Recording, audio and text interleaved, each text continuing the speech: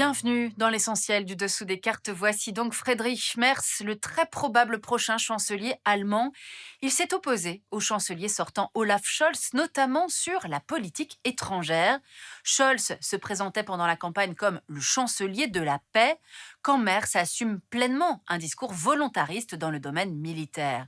Il appelle à accélérer l'Europe de la défense au moment où l'Allemagne ne peut plus compter comme avant sur le parapluie américain face à la menace Poutine. Merz souhaite retisser le lien avec la France et compte aussi jouer la carte de la Pologne, l'autre grand voisin de l'Allemagne. Alors quels seraient les atouts de ce trio européen Berlin, Varsovie, Paris? Sortons nos cartes. Voici donc Merz à la tête du pays le plus peuplé de l'UE et de la troisième économie la plus puissante au monde. Problème, l'Allemagne, pendant les années Merkel, n'assumait pas vraiment d'ambition militaire, avec des dépenses dans ce domaine inférieures à 2% du PIB, bien en deçà des engagements requis par l'OTAN, dont elle est membre depuis 1955. Berlin s'en remettait pour sa sécurité aux États-Unis dans le cadre d'un partenariat transatlantique. Mais depuis l'invasion russe à grande échelle de l'Ukraine il y a 3 ans, les Allemands ont pris conscience de leur vulnérabilité. Le gouvernement Scholz a dû engager un plan de modernisation accéléré de son armée, avec un fonds spécial de 100 milliards d'euros pour l'achat d'armement, échelonné sur la période 2022-2027. Le futur chancelier allemand Merz veut aller encore plus loin dans le réarmement de son pays et au-delà de l'Europe. Pour cela, on l'a dit, il compte renforcer les liens avec deux voisins, la France et la Pologne. La Pologne a fait partie, avec les États baltes, des premiers pays à alerter sur la menace Poutine.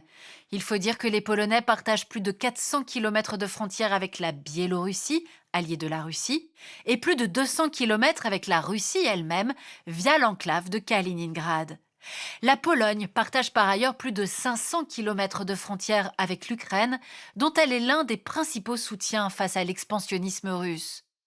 C'est via la Pologne que transite l'essentiel de l'aide militaire occidentale, et Varsovie a toujours été l'un des principaux défenseurs de l'adhésion de l'Ukraine à l'UE et à l'OTAN.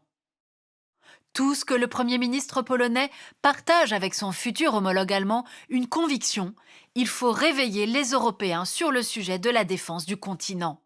Il a donc lancé l'élaboration d'un bouclier oriental, un plan à 2,3 milliards d'euros pour sécuriser ses frontières avec la Biélorussie et Kaliningrad, et augmenter le budget polonais de la défense à 4,7% de son PIB, un record au sein de l'OTAN.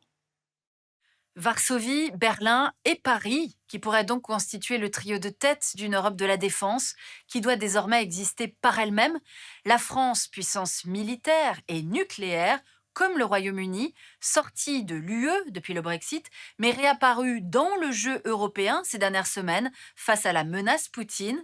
Merz compte demander à Paris et à Londres l'extension de leur parapluie nucléaire à l'Allemagne. Voilà, l'essentiel du dessous des cartes, c'est fini pour aujourd'hui. À bientôt.